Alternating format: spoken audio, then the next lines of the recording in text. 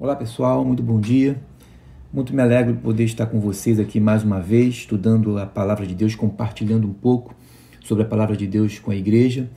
E o tema que a gente está estudando é o tema de parábolas, mais propriamente sobre parábolas de Jesus, porque a gente sabe que existem parábolas tanto no Antigo Testamento quanto no Novo. E no Novo Testamento, as parábolas se iniciam na figura de João Batista. Ele cita algumas parábolas. Mas nós não vamos falar sobre as parábolas de João Batista, vamos falar sobre a parábola de Jesus. E no ensinamento sobre a parábola de Jesus, nós dividimos ela em 3 blocos. Primeiro a gente vai tratar sobre as parábolas do início do ministério de Jesus, aquelas que ele citou no início do seu ministério e depois no final do ministério de Jesus. E por último, as parábolas sobre o juízo final, ok? Também é importante passar para os irmãos que esse estudo ela é uma análise de parábolas de acordo com um esboço. Na verdade, nós criamos um esboço dessas parábolas e fomos colocando essas parábolas em cada tema. Cada aula, na verdade, haverá um tema e as parábolas estão colocadas de acordo com este tema. Portanto, você vai ver uma parábola como a de hoje, que nós vamos estudar, vamos falar sobre Mateus 13. Você vai ver ali que tem a parábola do joio, a parábola do semeador. Nós não vamos tratar hoje. A parábola do semeador será tratada na próxima aula. E a parábola do joio será tratada em outra aula ainda, porque na verdade ela está dentro de um outro tema. Ok? Só para poder esclarecer o irmão, para poder o irmão também não ficar com dúvida quando virem, por exemplo, a aula de hoje, parábolas que são muito próximas de assunto, mas o tema está um pouco separado. Ok? Hoje o nosso tema, na verdade, é semelhanças do reino.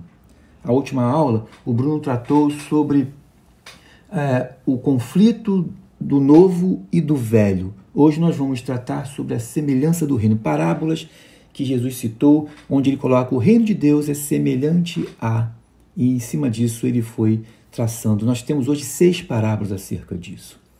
Você imagine Jesus tendo que transmitir uma mensagem que vem da glória do céu para um ser humano caído. Ele está tratando de assuntos do céu, da glória, de onde ele veio.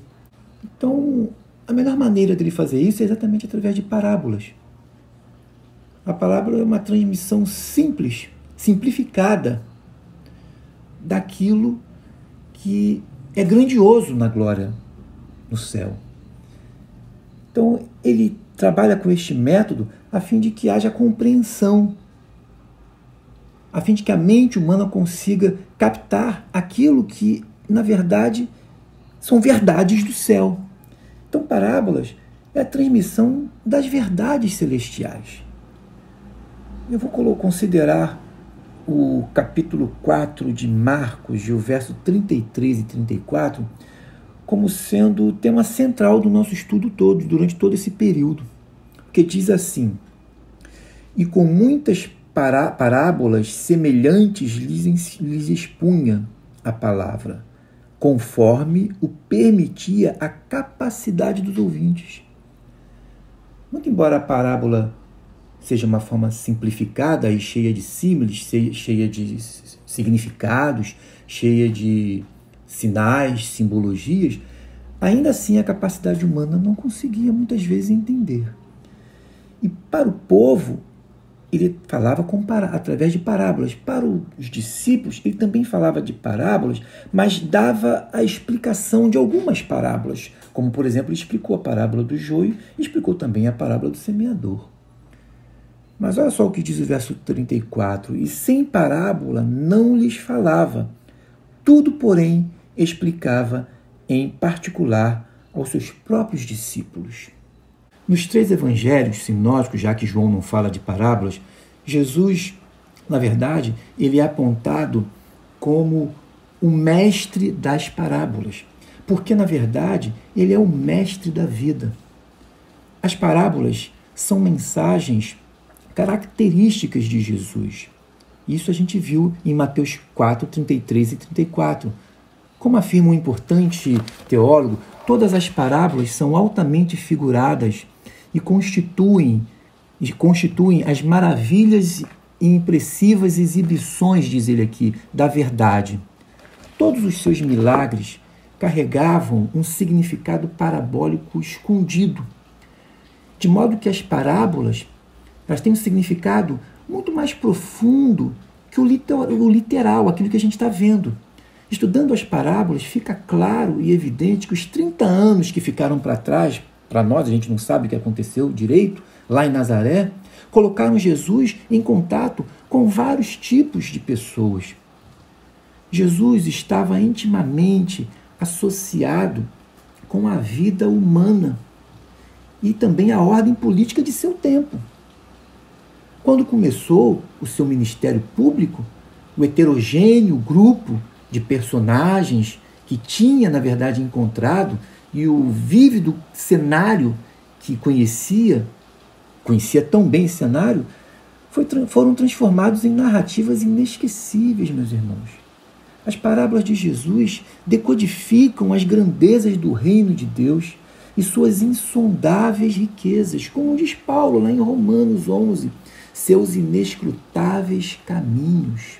Lembram que eu falei no início que as parábolas de Jesus, na verdade, vão ser reveladoras de riquezas maravilhosas da glória de Deus? É exatamente isso que Paulo vai traçar lá em Romanos 11. Vamos à primeira parábola aqui, que é a chamada parábola do crescimento espontâneo, ou simplesmente parábola da semente. Olha só o que diz. E dizia, o reino de Deus é assim, como se um homem lançasse semente à terra, e dormisse, e se levantasse de noite ou de dia, e a semente brotasse e crescesse, não sabendo ele como. De uma maneira muito despretensiosa, muito natural, ele simplesmente lançou a semente à terra. Porque a terra por si mesma frutifica. A riqueza aqui está no solo. Diferentemente lá da mensagem lá da parábola do semeador, que lá há 4 tipos de solo, aqui o solo é bom.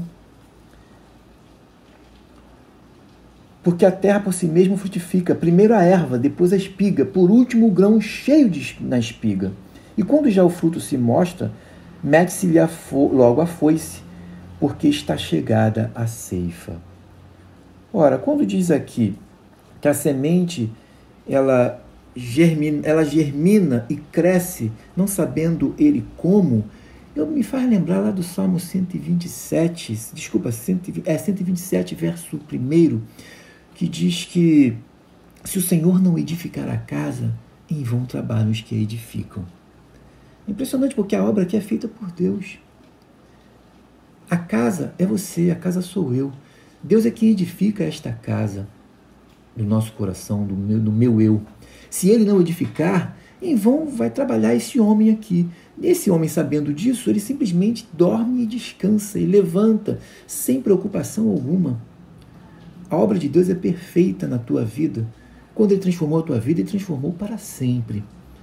E olha como termina o verso 29. Quando já o fruto se mostra maduro, diz aqui na outra versão, e quando o fruto já está maduro, logo se lhe mete a foice, porque é chegada a ceifa. Me faz lembrar lá de Efésios 4:13, da estatura de varão perfeito que Paulo fala. Você só vai atingir a estatura de varão perfeito, penso eu, no último dia, no momento da glória, no momento final, quando nós estivermos, como diz Paulo, lá em 1 Coríntios 13, nos encontrando com ele face a face.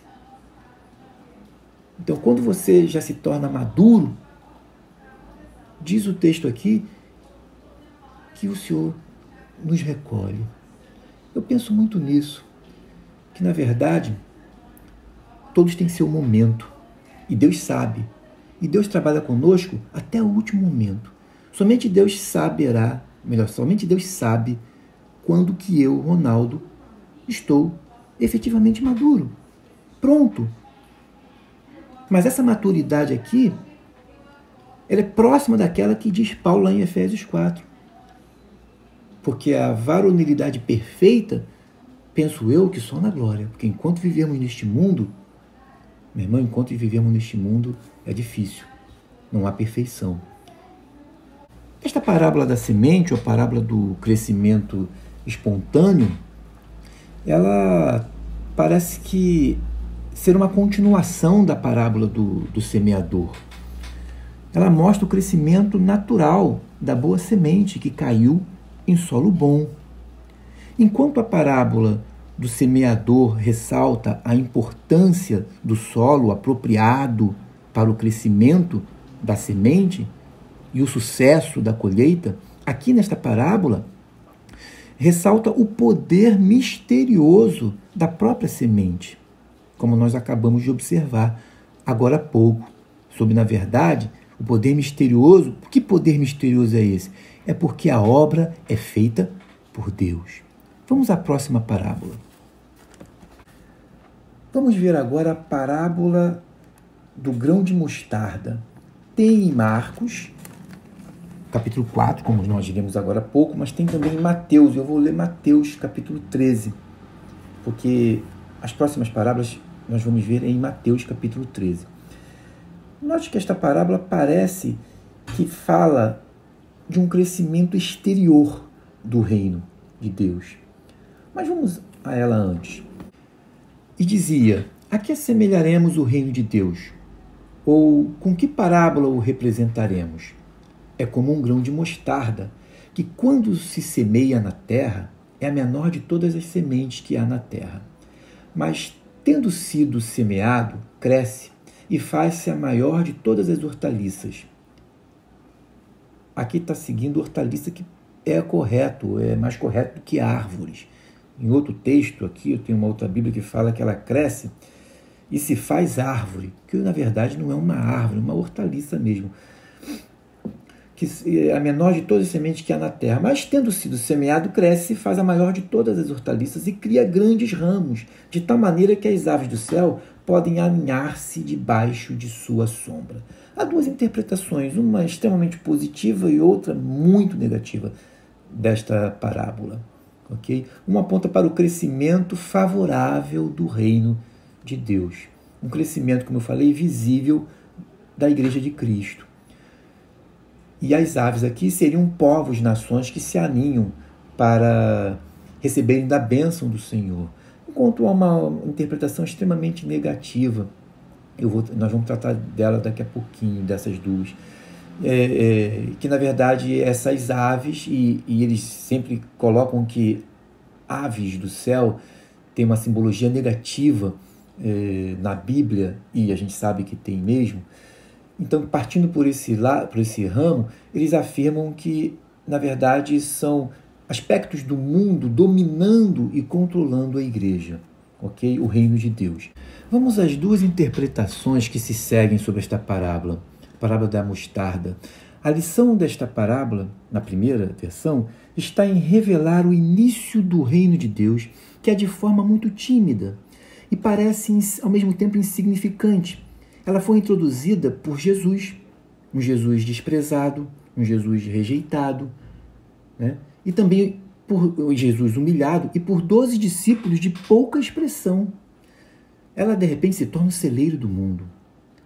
A parábola ela gira em torno de 3 elementos centrais. Primeiro a semente, depois a grande árvore e as aves do céu. E grãos de mostarda. A mostarda ela não cresce a ponto de ser chamada árvore. Alguns botânicos estudiosos dessa parábola acreditam que a espécie mencionada na parábola, aqui na Bíblia, seja a cardá ou cardal, que é um termo árabe para mostarda. Em razão do seu pequeno tamanho do grão, né, a semente simboliza pequenos começos. Por serem picantes, muito ardidas, mostram também suas melhores virtudes apenas quando são esmagadas. Aí então elas tornam-se atraentes ao sabor das aves do céu, que elas se alimentam dessas ervas, ou as utilizam como abrigo. Ora, o campo é o mundo, a grande árvore é a igreja. Aves do céu? Bom, alguns seguem a interpretação de que pássaros da Bíblia, na Bíblia pelo menos, simbolizam Satanás. E você pode ver isso na parábola do semeador. Satanás e o seu poder. Eles vêm aqui como agentes do mal a prejudicarem o reino, como você vê na parábola do joio e do trigo. Outros, porém, veem como nações gentias que se refugiam no Messias e alegram-se com a bênção da aliança de Ezequiel, lá 17, 23 e 31, também verso 6. Vamos ver aqui então a próxima parábola, que é a parábola do fermento. Diz assim, lá em Mateus 13, verso 33. Outra parábola lhes disse: o reino dos céus é semelhante ao fermento, que uma mulher toma e introduz em 3 medidas de farinha, até que tudo esteja levedado. Ora, a gente sabe que fermento na Bíblia tem um significado negativo, um significado mau. Para muitos, aqui é símbolo de crescimento e transformação. É outra vertente. O reino não está sendo comparado, note bem, a um fermento, mas ao fermento que uma mulher toma e introduz em 3 medidas de farinha, até que tudo seja levedado. A importância está no ato da mulher, não no fermento em si. O uso figurado do fermento no Novo Testamento reflete sempre a antiga função dele lá no Antigo Testamento, que é corrupto e corruptor. Cuidado com o fermento dos fariseus. Lembra que Jesus falou? Que é a hipocrisia no caso ali. Lá em Lucas, capítulo 12, se não me engano, trata disso. Aqui Jesus adverte os discípulos da falsa doutrina dos fariseus. E Marcos ainda adiciona o fermento de Herodes. O fermento de Herodes simbolizava essa vida mundana. Está lá em Marcos 8,14. O fermento dos fariseus e dos saduceus era a infidelidade com a prática de falsas doutrinas.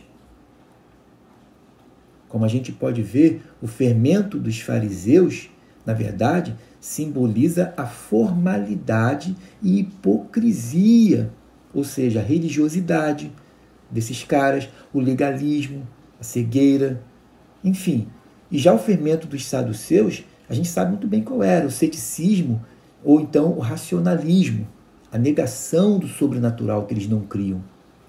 Já o fermento de Herodes, na verdade, estava na degradação sensual, que na verdade era resultado dos fermentos dos fariseus e saduceus, porque muitos Herodes eram saduceus. Paulo vai usar também esse significado. Lá em 1 Coríntios capítulo 5, versos de 6 a 8, ele diz que o pouco de fermento leveda toda a massa, diz ele. A mulher, sua figura, pode ser secundária ou então essencial à mensagem. Para a maioria, negligenciam a sua presença, a presença da mulher. Esses têm a figura da mulher como sendo secundária. Para eles, é natural a participação da mulher no texto, uma vez que a ela cabia a responsabilidade na cozinha. Porém, para alguns intérpretes, há muito mais significado além do seu simples ato de preparação do pão. Dessa forma, o fermento, ou a presença da mulher, também é negativa. Provavelmente afirmam isso quando o texto afirma que ela, a mulher, escondeu o fermento no meio da massa, entre 3 medidas de farinha. Lembram disso? Como a gente pode ver, você pode ver aí na tela que eu estou mostrando, essas 3 medidas era a terça parte de um éfa. E a massa pode ser interpretada como igreja. E a figura da mulher bem pode ser também como um agente do mal para alguns. Vamos ver agora, vou juntar essas 2 parábolas, que na verdade são a parábola do tesouro escondido e a parábola da rede, que ela tem muita similaridade. As 2 parábolas que nós vimos anteriormente agora, tanto a do grão de mostarda como a do fermento, como a gente falou antes, dá a entender que está falando de um reino externo, de um crescimento externo. Já a parábola que a gente vai ver agora, essas 2, tanto do tesouro escondido quanto da pérola, Jesus está falando apenas para os seus discípulos, porque quando termina aquela parábola, aquelas 2 parábolas de expansão externa, como eu falei, que é do grão de mostarda e do fermento, Logo em seguida ele vai dar a explicação sobre a parábola do joio, que vai ser tratada numa outra aula mais à frente. E logo depois disso ele cita essa parábola, que é uma parábola que vai falar, na verdade, de algo mais íntimo, porque trata, na verdade, da escolha dele. Você vai ver que ele é este homem que vai se desfaz de tudo para poder salvar a sua igreja, ok?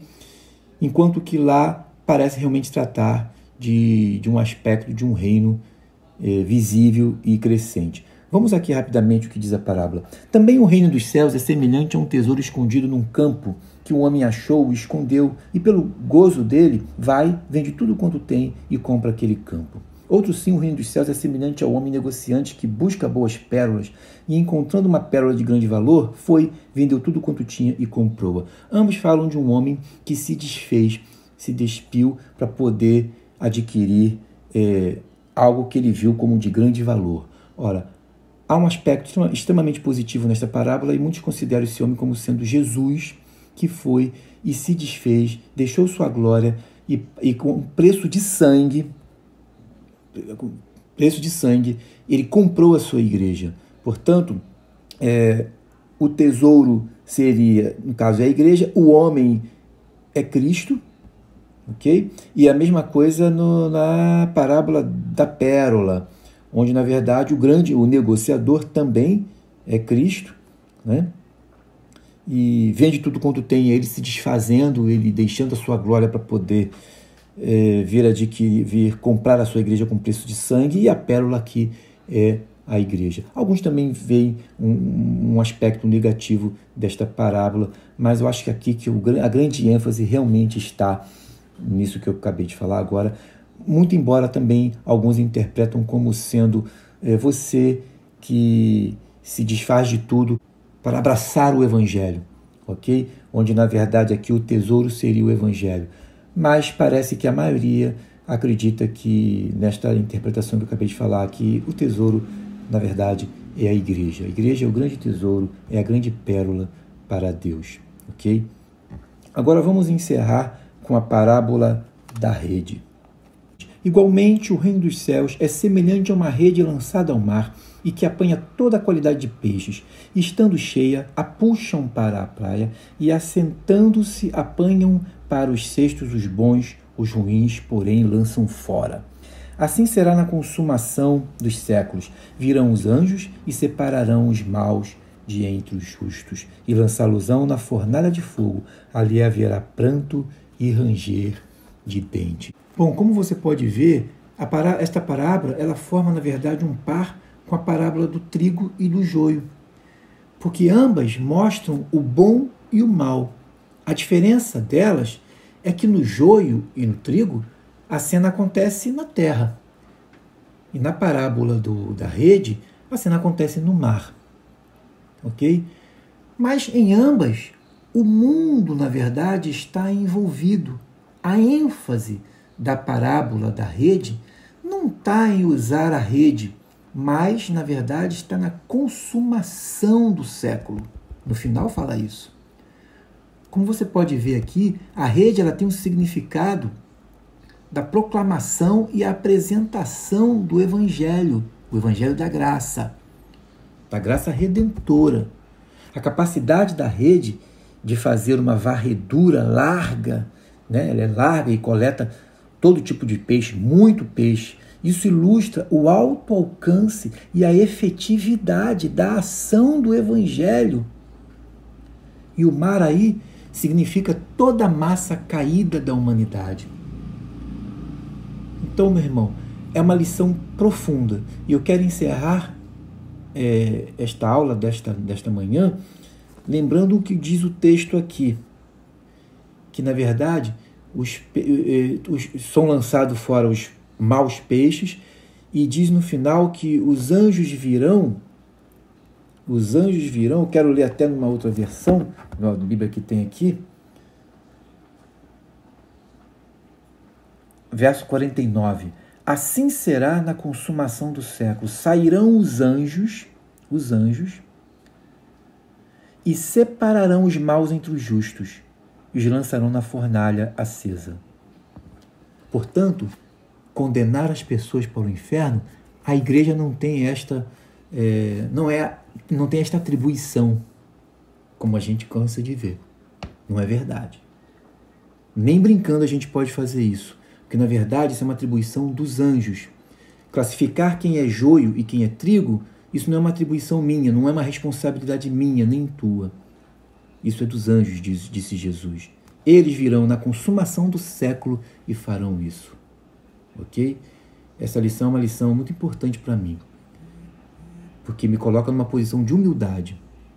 O máximo que Jesus me dá é que pelos frutos conhecereis, disse Jesus. Eu posso até meio que identificar pelos frutos se a pessoa tem fruto bom ou fruto mau, mas ainda assim eu não posso classificá-la como joio e pô-la para fora. Isso é uma atribuição dos anjos. E isso só será feito no momento final. Enquanto esse momento não chega, enquanto a consumação do reino, ou a totalidade do reino, ou o absolutismo do reino não acontece, e não vai acontecer neste mundo somente quando Jesus voltar realmente e reunir todos os santos com ele. Aí então, enquanto isso não acontecer, a minha tarefa, a sua tarefa, o nosso papel é apenas anunciar o Evangelho. Ok? É apenas anunciar. Que Deus nos abençoe. Para a próxima aula, o tema é a responsabilidade de ouvir, onde você vai ver a parábola dos solos. Ok? E não só a parábola dos solos, como também vai tratar sobre a seriedade não só de ouvir, mas também praticar. Das crianças brincando, dos edificadores sábio e nécio.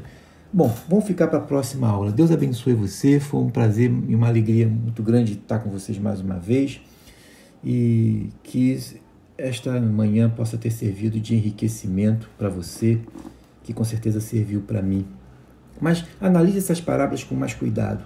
Vá mais devagar e faça uma releitura daquilo que a gente acabou de fazer aqui agora. Muita coisa tem que ser dita, mas não dá por causa do tempo. Ok? Um grande abraço, fique na paz, Deus te abençoe. Até a próxima.